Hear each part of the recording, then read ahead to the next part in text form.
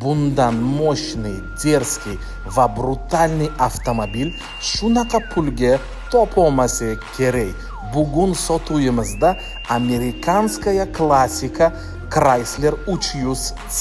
2010-yil, probeg 200 ming kilometr, kraskasi 3-4 ta joyini pitno topdi, optika, orqa, oldi, reshotkalar, bamper, salonni qismlari hammasi zavodskoy haligacha turibdi. Polni elektropaket, konditsioner, klimat kontrol judayam zo'r ishlab turibdi.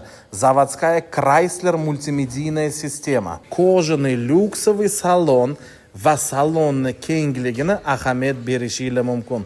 Bemalol oila uchun ham olib ishlatsanglar bo'ladi. Ahamiyat bergan bo'lsangiz, yangi diska balon qo'yilgan, takoy dizaynerskiy qo'yib, oldi, orqa va yon tomondan vidiga ahamiyat beringlar. Haqiqatdan 5 baho qo'yishimiz mumkin.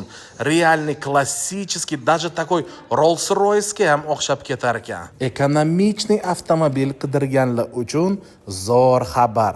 Bu avtomobilga yaqinda oxirgi pokoleniya propani ham o'rnatilgan. Xullas, bratanlarim, bemalol olib, mazza qilib haydaveringlar. Narxiga keladigan bo'lsa, atiga $8400.